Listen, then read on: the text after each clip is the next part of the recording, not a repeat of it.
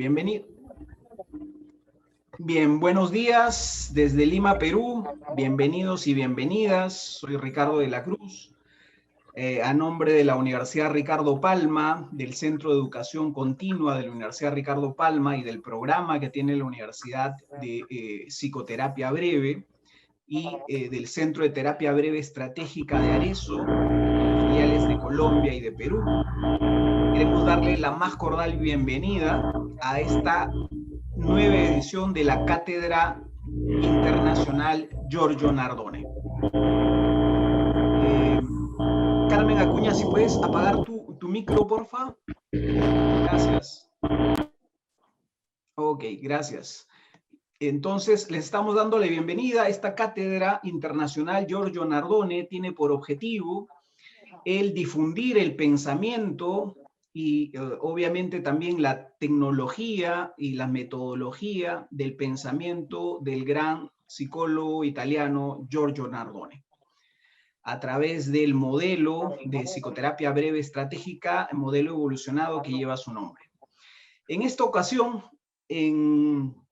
para la conferencia magistral del día de hoy, tenemos a la doctora María Andrea Hernández. Permítame por favor presentarla. Ella es directora del Centro de Terapia Estratégica de Bogotá y es magíster en terapia breve estratégica en Italia, presidenta del servicio Terapia al Alcance de Todos, afiliada y representante didacta del CTS del profesor Giorgio Nardone, psicóloga, psicoterapeuta con ejercicio en Bogotá y Cali, especialista en fobias, miedos, trastornos obsesivos compulsivos, disfunciones sexuales y desórdenes de alimentación. Supervisora de práctica de la maestría en familia de la Universidad Javeriana de Colombia. Y el día de hoy nos va a dar la conferencia Trastornos obsesivos, la ilusión del control que nos lleva a perderlo. Entonces vamos a darle la bienvenida. Bienvenida, María Andrea. Y desde aquí te recibimos con un caluroso aplauso. Bienvenida y adelante, por favor. Gracias Ricardo por esta invitación tan especial desde la Universidad Ricardo de Palma. También gracias a la universidad, a ti, que pues realmente poder expandir y hablar de los temas y de los trastornos que más abundan en la terapia breve estratégica, a lo que más nos hemos mostrado eficaces, eficientes, y es este cuadro, este maravilloso cuadro de los obsesivos, no solo de los obsesivos que tienen compulsiones, sino también de esos obsesivos de pensamiento que estructuran un trastorno mental complejo cuando el paciente, cuando el consultante no tiene una salida rápida, una salida que realmente funcione y una salida que lo haga en corto tiempo, porque como hablamos desde el enfoque, es distinto padecer o entrar a un tratamiento que puede durar 2 o 3 años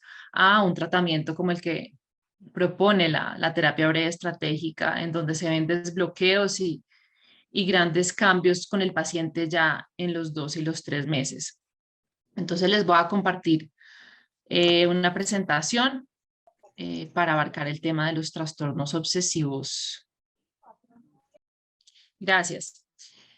Bien, digamos que para vivir y evolucionar en una sociedad o en la sociedad que actualmente estamos viviendo, una cierta tendencia al control son necesarias. Digamos que esto nos permite anticipar posibles riesgos, nos permite anticipar situaciones, y de alguna forma el ser humano se ha encargado a través de la medicina, a través de la alimentación y el cuidado con la comida, a través de la biología, en que podamos tener el control de nosotros mismos, del entorno, de la naturaleza.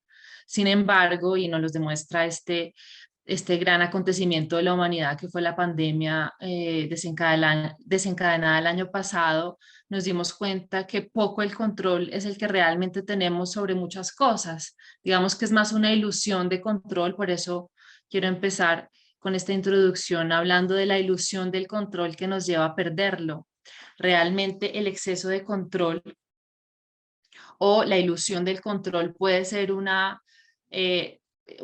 puede ser algo que se imagina, puede ser una utopía, esa es la palabra, puede ser una utopía tener la ilusión del control, pero también podemos llegar a tenerlo y perderlo. Entonces, nuevamente, doy este ejemplo de la pandemia, como muchos perdimos el control, no teníamos el control de hacer cosas que antes hacíamos, teníamos una obligación, al menos en nuestros países latinoamericanos y en la mayoría, de tener que estar en la casa. No podías salir de la casa, no podías tocar afuera ese piso de la calle. Entonces, como la ilusión del control se denotó de alguna forma más esta pérdida en el último año, porque creo que esta ilusión del control se estaba construyendo de una forma realmente consolidada y a la larga es una ilusión porque el exceso de control me lleva a la pérdida de control y esto no solo se ve en los trastornos obsesivos o en los trastornos obsesivos compulsivos, que son los que hablaremos hoy, sino también se denota, por ejemplo, en los trastornos de ataque de pánico. La persona que trata de controlar su fisiología en el momento en que eh, se desencadena una crisis termina perdiendo el control. Entonces, digamos que un cierto sentido de control es necesario. Sin embargo, el exceso de control lleva a la inminente pérdida del control y es aquí cuando de un recurso personal se transforma en un límite, el control se transforma en un límite, en una limitación. Las tipologías de este desorden son infinitas, desde las personas que controlan sus propios pensamientos, que vamos a entrar a hablar de este primero, que es el obsesivo puro, desde las personas que controlan sus propios pensamientos, al ponerse imágenes para rechazarlos, al tratar de no pensar, al tratar de ponerse otras premisas para no caer en este pensamiento reiterativo, intrusivo, que se puede volver, ¿no? A veces una paranoia cuando ya se consolida eh, y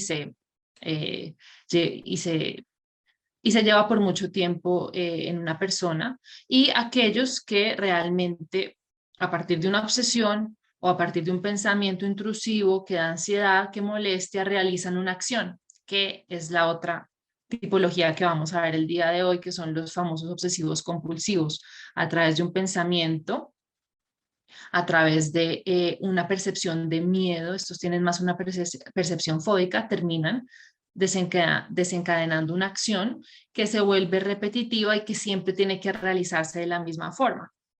Aquí el obsesivo compulsivo. Vamos a hablar ahora del obsesivo puro en una primera instancia, de qué es este tipo de paciente que podemos enfrentar en la terapia, y vamos a mirar desde la terapia breve estratégica estas tipologías, así como el concepto o el uso del análisis de las soluciones intentadas y las fases del cambio que podemos recorrer en terapia breve estratégica. Digamos que siempre como afiliados al Centro de Terapia Breve Estratégica del profesor Giorgio Nardone, evitamos dar técnicas específicas en este tipo de exposiciones, ya que estas técnicas y sus protocolos, que son de extrema rigurosidad y de alguna forma requieren un manejo adecuado con el paciente, son los que ampliamos en los libros, en la literatura y también en las altas formaciones y maestrías que también estamos próximos a activar. Entonces, hablemos del obsesivo puro.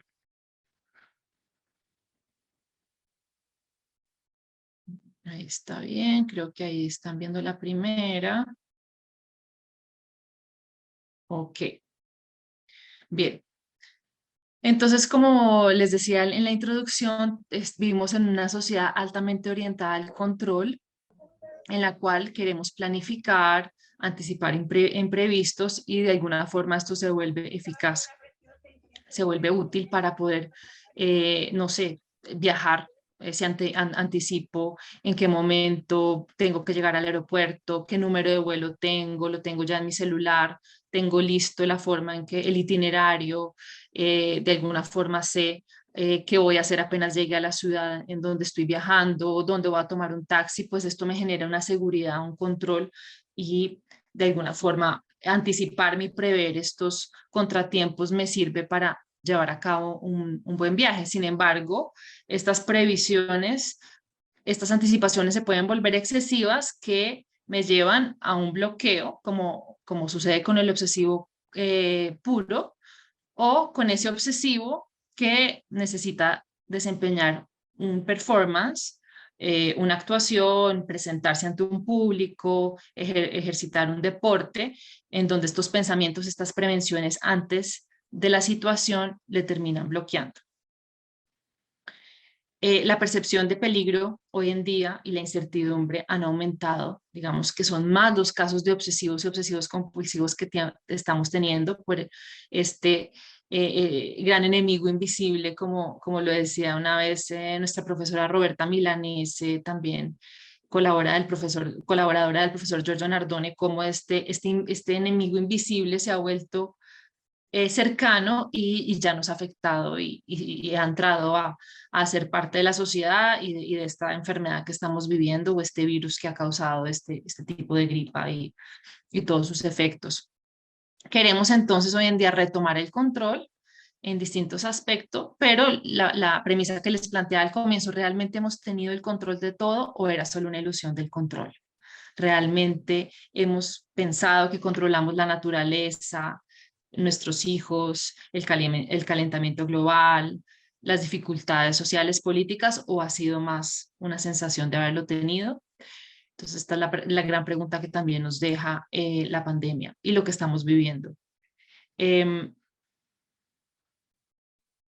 Vamos entonces al obsesivo puro, que es la primera categoría. Digamos que dentro del obsesivo puro vemos una persona que se entrampa en una rigidez del pensamiento o imágenes o premisas y de la cual no puede salir. Se entrampa, esto construye una rigidez en su forma de pensar y no logra no pensar. Como se dice, trata de no pensar, pero tratar de no pensar es ya pensarlo. Son personas que quieren dirigir y tener el control de sí mismo, de los otros y del mundo en una en un panorama de 360 grados. Quieren controlarlo. Vamos a ver dos tipologías dentro del obsesivo puro, pero generalmente las dos tipologías quieren controlar y hacer un control extremo de lo que los rodea. El obsesivo, que vamos a ver que es más de pensamiento, tiene una constante rumiación, ya sea a nivel de imágenes, palabras, ideas, y realmente no puede salir de esta rumiación con el simple pensamiento. La solución intentada también se va a volver, ya vamos a ver qué es la solución intentada desde el enfoque de la terapia breve estratégica, se puede volver esa solución que deja de funcionar y la persona realmente cae en una constante rumiación, pensamiento del cual se vuelven prisioneros. Estas personas sienten que el pensamiento los domina. Como yo les digo muchas veces en terapia, ustedes no son los domadores del pensamiento, sino que eh, el pensamiento los domina a ustedes, el pensamiento los doma, y la idea es que con las estrategias y con todo la intervención a nivel comunicativo, sugestivo y venciendo las resistencias del paciente, entramos a que la persona pueda dominar su pensamiento y no el pensamiento que domina eh, a esta persona. En esta primera tipología, como les anuncié, no hay compulsiones, simplemente es esa mente con mente. Por eso acá la imagen, esta mente que trata de luchar con la propia mente y que genera una de las paradojas mayores, que es el tratar de no pensar, pienso dos veces. Como si a mí me dicen, trata María Andrea de no pensar en el cuadro que tengo atrás o en algo que no estoy viendo, trata de no pensar en un eh, vaso de agua, ya lo estoy pensando por tratar de no pensarlo.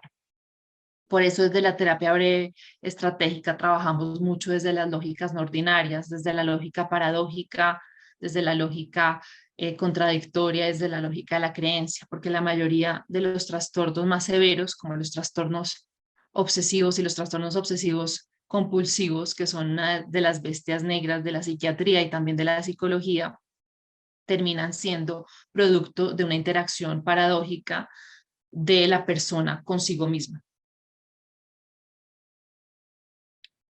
Tenemos dos tipologías dentro del obsesivo puro, que es este que ya anunció un poco más, que es el obsesivo de pensamiento, que es aquella persona que rumia, repite o piensa una imagen constantemente.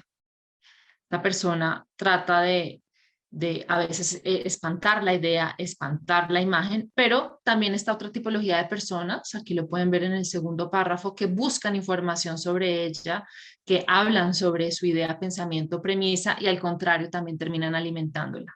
Entonces es la solución que no funciona. El pensamiento los lleva a una rigidez tan marcada del pensamiento que estas personas terminan desconectándose muchas veces con los otros, con sus familiares, cuando el trastorno es severo, y asimismo terminan desconectados de los ámbitos del gusto o del placer. Tenemos personas que a veces no paran de pensar en aquello que la mente les dicta y hay esta desconexión. Hay un caso emblemático del profesor Giorgio Nardone en el libro Obsesiones, Compulsiones, Manía, se lo recomiendo para el tema de los obsesivos compulsivos, quien escribió con la doctora Claudette Portelli, que nos habla de este paciente que él trabajó, que todo el tiempo pensaba y tenía la idea que había dejado embarazada a su exnovia. Él trataba de no pensar, ya la novia no estaba con él, la novia estaba con otra persona, ni siquiera estaba embarazada, pero él tenía esta idea tan recurrente, tan intrusiva, que siempre que veía a un niño chiquito en un centro comercial, en un parque, trataba de mirar si podía ser de pronto su hijo, si podía ser de pronto ese hijo que había tenido con esta mujer que ya no era su mujer. Él constante pensaba en esta idea, tuvo una gran desconexión con sus propios deseos, gustos en la vida, por eso también llegaron del profesor Nardone. No había una compulsión que lo acompañara, como ya lo vamos a ver más adelante, pero sí esta constante idea que él quería a veces rechazar, pero otras veces alimentaba con sus amigos y les decía, miren, pero no creen que de pronto yo la dejé embarazada, es que tuvimos un riesgo en una relación sexual, y era constantemente rumiativo sobre esta idea que el profesor Nardone pues le trabajó con las técnicas que solemos trabajar para este tipo de casos y que al final llevó a esta introducción de placeres, de pequeños gustos, ya que el paciente había concentrado su vida, su relacionarse consigo mismos, con los otros y también con el mismo terapeuta en la idea de que él había podido dejar embarazada a esta exnovia. Tenemos el obsesivo de la acción. El obsesivo de la acción son personas, esos clásicos consultantes o pacientes que llegan a sesión absolutamente bien vestidos, intactos, que se plantean como personas psicorrígidas, eficaces, personas de éxito en el trabajo, salen 6 de la mañana, llegan al gimnasio 6:50, saben que no pueden entrenar hasta más de las 7:30, llegan a la oficina o hoy en día teletrabajo a las 8, todo muy medido, todo realmente estructurado en sus días. Son eficaces porque, como decíamos en la premisa inicial, el control bien llevado puede llegar a tener unos efectos eficaces en la vida humana, y sienten que sus acciones deben ser y darse 100% siempre con el máximo de la seguridad y con el máximo de la eficacia en todo. Sus acciones siempre tienen que indicar caminos de resultados, de ver qué pueden producir. Entonces, este ejecutivo que se presenta intacto en sesión sabe lo que produce, sabe lo que gasta. Y son personas que difícilmente aceptan la incertidumbre, los cambios, tienen un miedo constante, aunque muchas veces lo esconden, tienen un miedo constante por lo que pueda cambiar, por lo que pueda pasar, y se alejan un poco de las personas o las situaciones que no les generan tanta seguridad. Sin embargo, ¿qué pasa? La vida humana cambia. De pronto, esta es la persona que sí dejó embarazada a su esposa, a su esposa o a su novia cuando no lo quería. De pronto es la persona que lo sacan del trabajo, es la persona que de pronto quiere llegar 7:50 a su trabajo y por el tráfico llega 8:20, entonces son personas que se desajustan muy rápidamente con los cambios y que la vida después les demuestra que hay cambios, que hay crisis, que hay pandemias como la que estamos viviendo, que nos provoca una serie de cambios y quien no se adapta muere, quien no se adapta a esta pandemia o muere psicológicamente, hablemoslo desde un punto metafórico, o muere en el sentido en que se contagió, no se cuidó y lamentablemente pudo contraer el virus. Entonces, digamos que este segunda tipología de obsesivo puro es aquella persona realmente que le cuesta mucho aceptar la incertidumbre y tiene este gran miedo al futuro. Recordemos que dentro del obsesivo puro puede haber percepciones fóbicas, que quiere decir la percepción de mí es miedo y por ende genero estos pensamientos, o bueno, el obsesivo de la acción, todas estas rutinas tan establecidas, tan estructuradas para defenderme de los imprevistos, para defenderme de los cambios o de que las cosas no salgan como yo quiero. Quiero entrar a definir un poco el concepto de la solución intentada porque conocer cómo funciona la persona a través de lo que denominamos desde la terapia breve estratégica el sistema perceptivo reactivo, que es el sistema de creencias, de convicciones, de percepciones y reacciones que tenemos como humanos para conocer y saber qué tipos de estrategias implementar, qué tipo de comunicación usar adecuadamente con el paciente. Pero realmente, digamos que nuestro modelo parte del uso del concepto de la solución intentada, que no la crea el profesor Giorgio Nardone, sino ya venía del Mental Research Institute de Palo Alto, California. Ya Paul Václavic y su grupo en esta época de Gregory Bateson y todos los fundadores de la terapia familiar, cuando trabajaban terapias familiares con pacientes esquizofrénicos, con hijos esquizofrénicos en sus puros inicios, eran trastornos severos, era terapia breve a largo plazo. Ya desde aquí se empieza a acuñar el término de la solución intentada como la solución o la estrategia que pone en práctica la persona para afrontar el problema y que contrariamente alimenta este problema, alimenta aquella obsesión. Yo trato de no pensar, o este caso que les puse del muchacho o el joven que trata de no pensar que dejó embarazada a su esposa, más trata de no pensar, más se le reestructura que tratar de no pensar es pensar 2 veces. Creo que hay una manita alzada, tú me dirás, una manita arriba, me dirá Ricardo si dejo para el final las Creo, preguntas o creo que mejor al damos... final, ¿no, María Andrea? Así lo manejamos mejor para... Sí, por favor, Ok, ok, perfecto. gracias.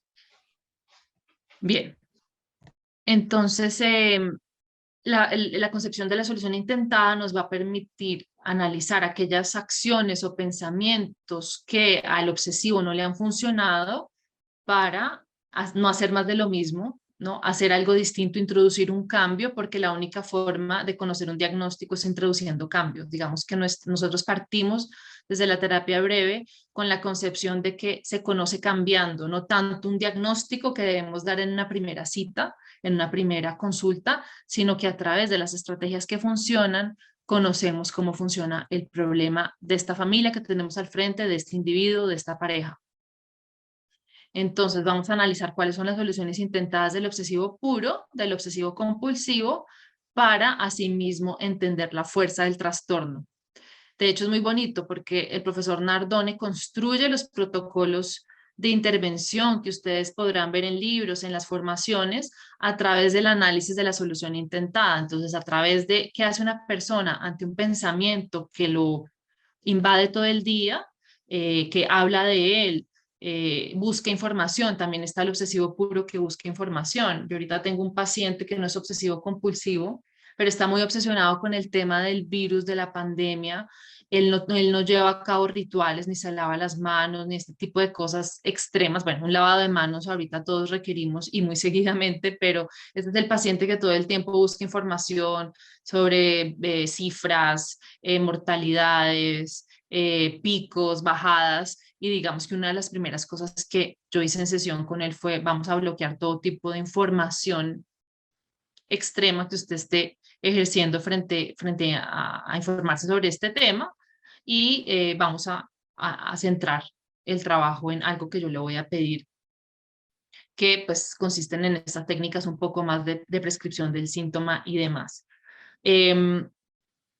Los protocolos entonces de intervención se han creado a partir de las soluciones intentadas que no funcionan, en donde los profesores afiliados al profesor Nardone han estudiado esas técnicas contrarias, pero que siguen la misma lógica del trastorno. Por eso yo pongo aquí, siguen la fuerza del trastorno para poder desbloquear y poder ver resultados en este tipo de trastornos. Entonces, una vez aclarado este concepto para quienes son nuevos o van a estar prontamente en esta área de formación, en esta área de enfoque o modelo de terapia, digamos que sentía que era importante aclarar el concepto de solución intentada.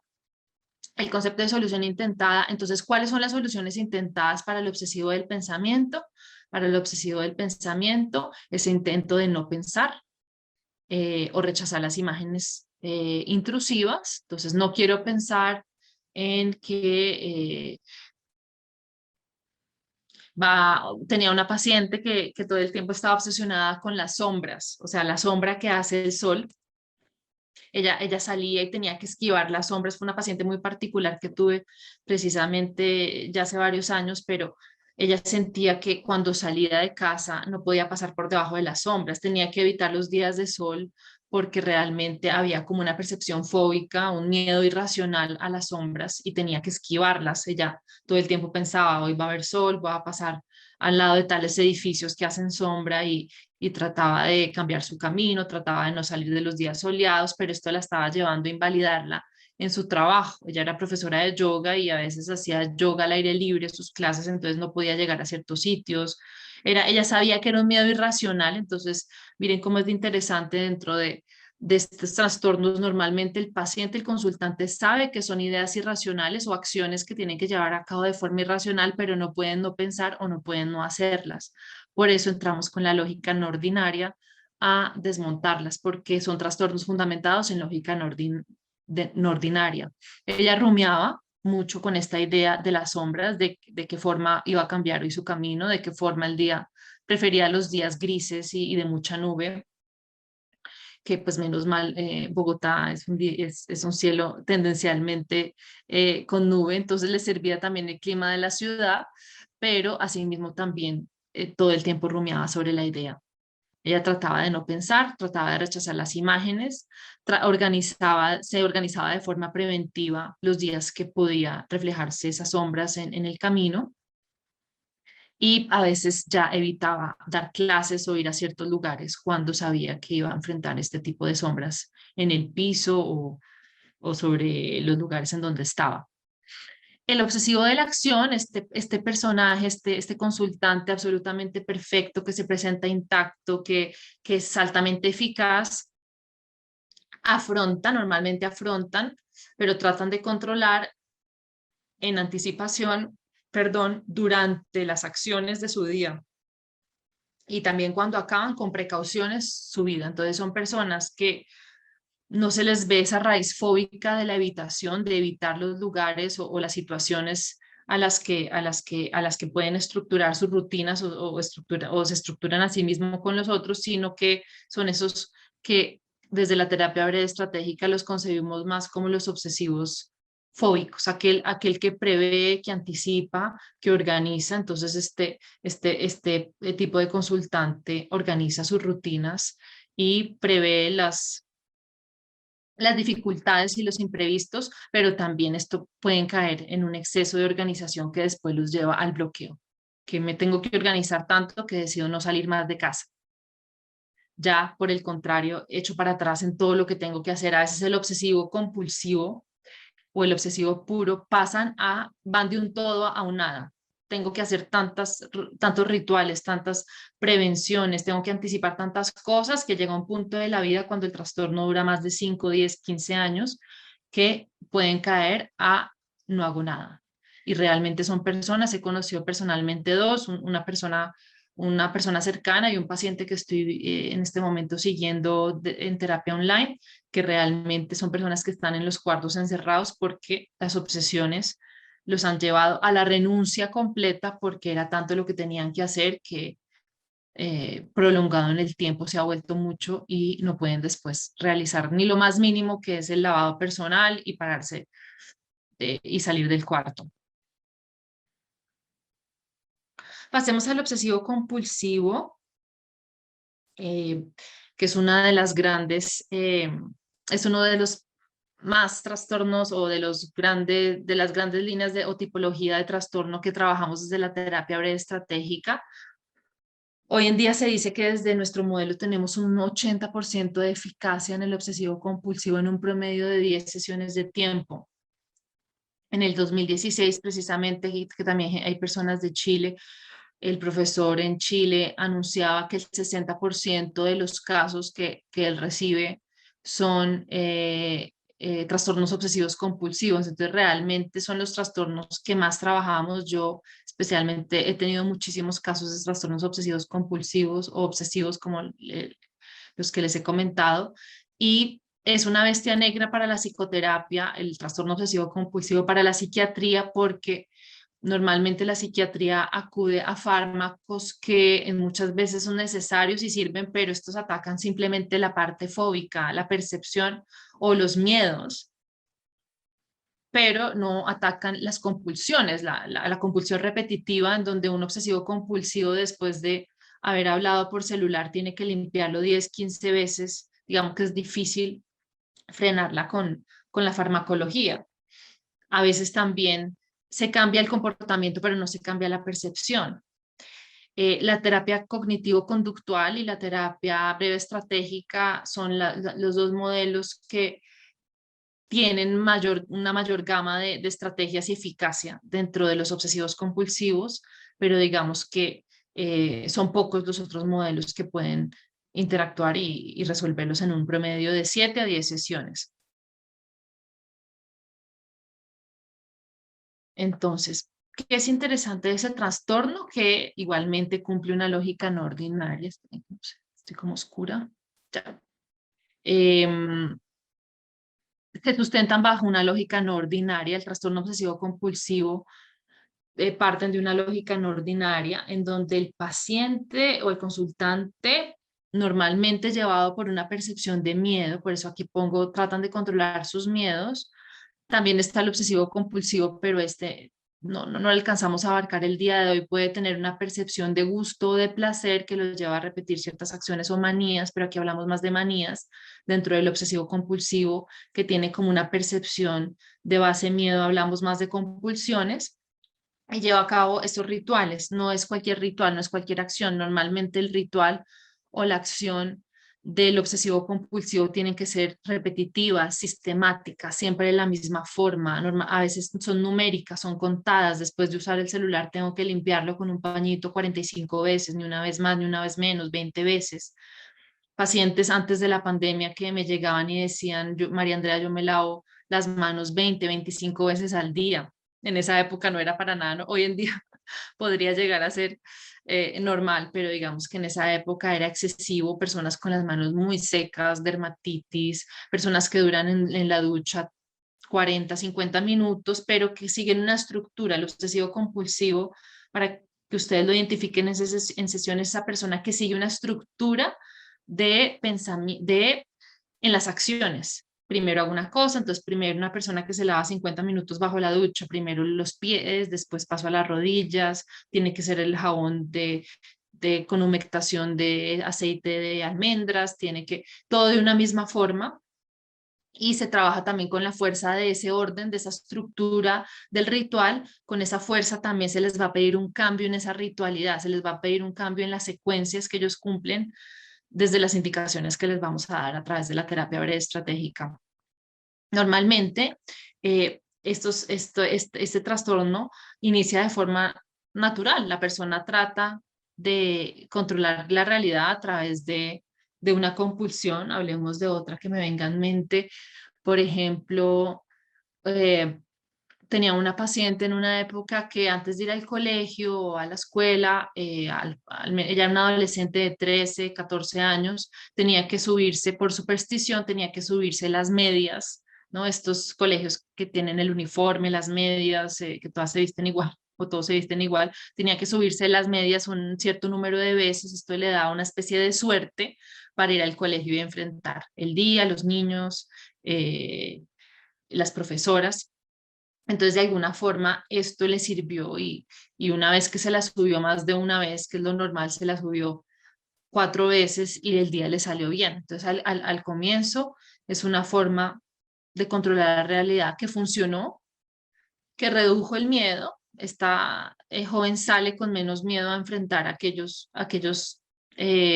inconvenientes o dificultades que puede enfrentar en el colegio normalmente, y hay una ilusión de control que luego se desencadena una trampa en la cual la persona ya no puede salir. Ya está joven, cuando llegó a sesión no se subía las medias solo 4 veces antes de ir al colegio, sino ella llegaba hasta 25 o 30 veces tener que repetir la acción. No solo lo hacía con eso, sino a veces con conectarse. Entonces ella, antes de conectarse a una sesión de internet, tenía que conectarse 30 veces, ti, ti, ti, ti, off, on, off, off, y ya después quedaba conectada.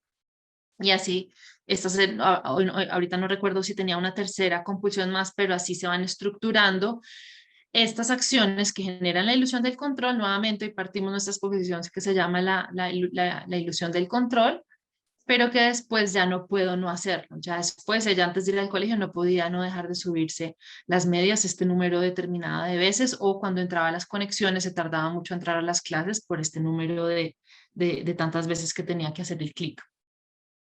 Al comienzo pueden ser acciones totalmente racionales, pero que al transcurrir el tiempo se vuelven irracionales. Y normalmente, lo reitero, el paciente sabe y dice: doctor, doctora, yo sé que yo estoy aquí por algo que no tiene sentido, pero no puedo no hacerlo. Entonces, es dejarlo que se prolongue y que se amplíe en el tiempo, que la persona no puede dejar de hacerlo. Es dejar pasar tanto tiempo con este tipo de compulsiones que después se vuelven irreversibles casi.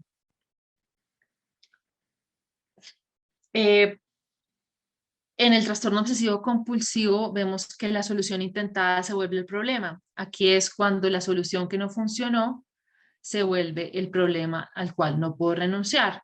Por ejemplo, esa persona que empezó limpiando la casa, normalmente yo me despierto, mando a los niños al colegio, limpio la casa, pero resulta que después esta limpieza de la casa se vuelve extrema, se vuelve excesiva. Tengo que usar ¿cómo se llama esto? Líquidos industriales, no ingredientes, sino líquidos industriales específicos. No dejo entrar después a nadie más a mi casa. Todos los pocos que entran, que son mis familiares, se tienen que quitar los zapatos. Entonces, digamos que al comienzo la solución de limpiar mi casa es funcional, funciona, pero después esta limpieza excesiva que le da a la casa se convierte en el problema. El mismo ritual es la solución intentada a un pensamiento intrusivo o a una percepción de miedo, pero el ritual es la solución intentada que no funciona. Ya lo vamos a ver. Al comienzo los rituales funcionan porque reducen el miedo, me sirven, me distensionan, liberan, ¿no? Pero al cabo del tiempo es el ritual, o la persona termina consultando por sus acciones repetitivas, por sus rituales a los que no puede renunciar. Entonces, al comienzo estos se instalan como un mecanismo automático, ya lo hemos dicho, inevitable, irrenunciable. Lucho contra ellos, pero entre más lucho contra mis compulsiones, más me hundo en ellas. Más la persona trata de no limpiar tanto la casa, más se queda todo el día limpiándola, no hace más. La familia ya ve que es una limpieza extrema. El pequeño mugre que ve la hace entrar en shock, la hace sentirse mal, que no es eficaz, y aquí es cuando entramos en un cuadro o en un trastorno de obsesión-compulsión. Es interesante conocer qué tipos de rituales existen. Desde la terapia breve estratégica tenemos muchas clasificaciones, si son numéricos, si no son numéricos, por el contenido que son estos abajo que tengo en verde, que poniéndolos en inglés como que los agrupa un poco mejor en la terminología, por si se dan antes o después.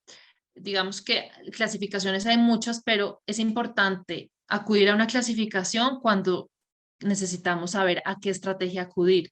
Entonces, digamos que más que por clasificar es por el hecho de saber con qué estrategia vamos a contar. Tenemos de reparación, que son los referidos hacia el pasado, que quiere decir, yo hice una acción, yo me subí, por ejemplo, a un transporte público, me bajo del transporte público, llego a mi casa y por reparar que siento que me infecté o que tengo mugre en los pies, me lavo los pies en la ducha 50 veces o me lavo los pies media hora o llego y meto los pies en un balde con agua. Entonces, por reparar algo que sucedió, por protegerme de esa infección o esos entes eh, bacterianos y de virus, otros sin pensar en el actual virus, llego y tengo que reparar aquel acontecimiento que sucedió. Entonces, son los que se hacen luego de haber vivido la situación riesgosa o que me produce miedo. Los preventivos van dirigidos hacia el futuro. Hago un cierto ritual para que no suceda algo que no quiero que suceda. Previene, protege. Es esa persona que toma precauciones. Entonces, pongamos el mismo ejemplo. Yo antes de subirme al transporte público, me pongo un plástico que me cubre toda para que las personas no me pasen malas energías, ¿no? También tenemos este tipo de pensamiento mágico que se asocia mucho al tema de rituales y sobre todo rituales propiciatorios. Este sería un ritual preventivo propiciatorio. Me pongo un plástico o me acuerdo un caso también emblemático que tiene el profesor Giorgio Nardone, en donde el paciente se ponía una especie de papel celofán en el estómago para que los colegas de trabajo no le pasaran cierta energía o cierta persona, no eran todos, sino una persona en especial, no le transmitiera mala energía. El propiciatorio hace rituales para que algo determinado ocurra, para que les propuse un desempeño, un buen día, como esta joven que les contaba que se subía a las medias un determinado número de veces para tener un buen día en el colegio. Y estos propiciatorios o pueden ser de carácter mágico, que están asociados como al pensamiento mágico, me pongo la cruz para que me salga bien la conferencia hoy, o racional, ¿no? Me pongo algo que tenga que ver con la misma acción, me pongo las gafas para que me salga hoy bien la conferencia y poderlos ver bien. Simplemente este acto es racional porque las gafas tienen que ver con la acción misma de ver. El mágico a veces no tiene que ver con la misma acción. Tenemos también como clasificaciones, el profesor Nardone decía en una última conferencia que tenemos los washing, los checking, los ordering, los hoarding. Los washing, aquellos que se lavan compulsivamente, su palabra lo dice, los checking, los que necesitan estar chequeando que hicieron las cosas bien una y otra vez, esas personas que en el trabajo organizan carpetas y tienen que volver a revisar y volver a revisar que los archivos, que los files estén bien, el que ordena siempre los objetos constantemente, la estantería, los libros, el que tiene que ordenar y poner los objetos hacia un lugar, hacia el norte, hacia el sur, pero ahí ya digamos que está asociado más a un pensamiento mágico y el hoarding, que lo habló Nardone en su última conferencia, por estos lados, que es el acumulador. El acumulador. Digamos que los pongo en inglés porque washing, uno dice los lavadores, los lavables, los checking, como que estas palabras en inglés los logran agrupar, dándoles como una categoría más entendible. Entonces el hoarding es aquel que tiene que acumular objetos compulsivamente porque siente normalmente que si los pierde se le va parte de sí mismo o se le va un recuerdo o hay una percepción de peligro si pierde alguno de estos objetos acumulados. ¿Cuáles son las soluciones intentadas del obsesivo compulsivo? Que ya hablamos del concepto de solución intentada para entender mejor qué soluciones intentadas hay. El mismo ritual, como les decía al comienzo, el ritual se vuelve la solución que no funciona, ya sea de tipo propiciatorio, reparatorio, preventivo. El ritual en sí mismo se vuelve aquella acción que estructura el problema, pero que también fue usada como una solución para prevenir ese miedo o sensación de peligro. Hay otras soluciones intentadas en el obsesivo compulsivo que puede ser evitar termino evitando aquello que temo. Entonces, sí, realmente usar el transporte público termina siendo un miedo exacerbado en donde siento que ya el plástico no me protege, o llegar y lavarme los pies y las manos no me protege, termino evitando el transporte público o la oficina que probablemente esté infectada, o el trabajo. Y muchos lo hacen. Esta solicitud de confirmación no ayuda. A la persona que vive conmigo le pido también que se quite los zapatos, que meta los zapatos, los pies en agua después de que llega de la calle, o le pido que lo haga, o a veces pido, a eso le pasa a los jovencitos muchas veces, pido que hagan por mí el ritual. Entonces, mamá, ven y repite esta acción 10 veces, 15 veces, o si no es numérica, ayúdame a limpiar hasta que yo me sienta a gusto y sentarme en este estudio, porque no me siento a gusto. Entonces, aquí hay que intervenir también, no solo en la persona que pone en práctica el ritual, que es el paciente, sino en este sistema familiar que está alimentando las compulsiones, las obsesiones, a través de aquello que la familia también deja o hace en torno a estos rituales. Entonces aquí es importante entrar a una técnica de observar sin intervenir, o la conjura del silencio, dependiendo de aquello que esté haciendo la familia. Pero nuevamente digamos que las técnicas se pueden ampliar en la literatura. En general, quiero cerrar con las fases del cambio que llevamos a cabo con un paciente, no solo de tipo obsesivo, obsesivo-compulsivo, sino con un paciente en general.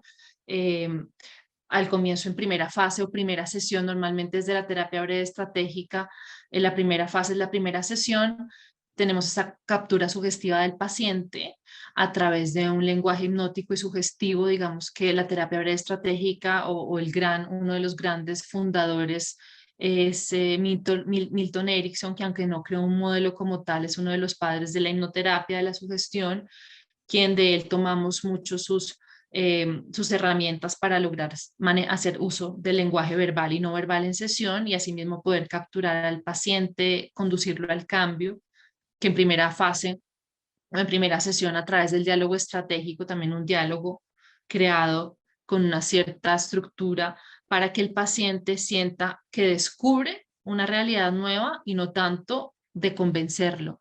A un obsesivo compulsivo es difícil convencerlo también, porque ellos saben que la convicción no les sirve. Si yo le digo no te tienes que lavar tantas veces, realmente solo sirve que te laves 5 veces al día o 6 veces al día ahorita si sale, y por el tema actual, él lo entiende, pero realmente no puede no hacerlo. Entonces no es a través de la convicción, del convencimiento que llevamos al consultante desde la terapia breve a que cambie, sino a través de inducción, desde de la sugestión, de las prescripciones que se dan de una manera eh, sugestiva e inductiva, y a través del uso del lenguaje evocador y el diálogo estratégico.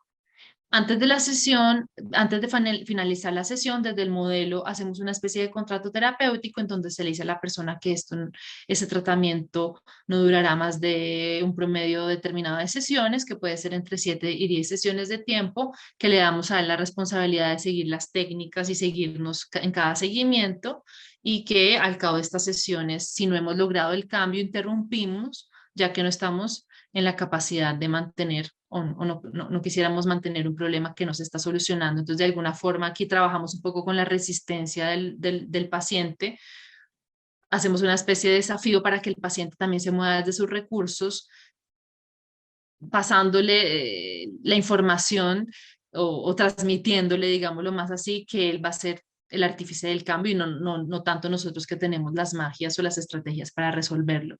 En segunda fase, desde un modelo de la terapia breve estratégica, se debe producir el cambio, lo que nosotros llamamos la experiencia emocional correctiva. Esto es a partir de la segunda sesión a la quinta, séptima, hasta donde se produzca el cambio. Primero el paciente llegará con sus descubrimientos a través del lenguaje, el diálogo y las estrategias, y luego nosotros somos los que diremos, hey, aquí ocurre un aprendizaje, aquí hubo una adquisición, pero es primero el paciente quien descubre, porque como dice Pascal, quien se persuade por sí mismo se persuade antes y mejor. Pues la terapia breve estratégica entra desde un enfoque más desde la emoción, desde la experiencia, desde que la persona viva una experiencia emocional, como decimos acá en segunda fase, una experiencia emocional correctiva, y no tanto desde convencer lo que debe dejar de lado sus rituales, sus miedos, que los miedos son irracionales, etcétera, porque este tipo de comunicación desde la cognición no va a funcionar. La cognición va a ser lo último que cambia. Entramos a actuar por la experiencia para pasar a actuar sobre la percepción de lo que la persona está viviendo y por último, la persona hace un cambio cognitivo. En tercera fase es donde el paciente hacia la quinta, séptima sesión o cuarta, esto no está tan determinado, cada paciente, cada familia, cada pareja tiene su originalidad, pero en la tercera fase es donde debe ocurrir el cambio o el desbloqueo del problema. Aquí se superan, por ejemplo, en un obsesivo compulsivos o residuos fóbicos que todavía quedaron, se consolidan los cambios, se da una escala para saber en qué vamos y pasamos a la cuarta fase o última sesión en donde se consolidan los cambios, perdón, la consolidación de los cambios va en tercera fase. En la cuarta fase damos el cierre de la intervención y normalmente con el paciente obsesivo compulsivo, obsesivo, desde el consultante que trabaja su problemática a través del modelo, se da un seguimiento a 1 mes, a 3 meses y a 6 meses. Es importante que estos cambios con los obsesivos compulsivos hayan ocurrido y no haya una recaída después de 1 año de haber iniciado el proceso. Por eso es importante estos seguimientos, no son las 7 o 10 sesiones y se abandona el proceso, sino se le hace un seguimiento al paciente al mes, a los 3 meses y a los 6 meses, ahí ya se cumple 1 año para que estas recaídas, si se dan, estemos desde el proceso terapéutico, porque la recaída desde la terapia breve estratégica hace parte del cambio. La recaída es necesaria y es mejor que la recaída suceda con nosotros y dentro del tratamiento y no fuera de este. Mil gracias, Ricardo, gracias a todos. Creo que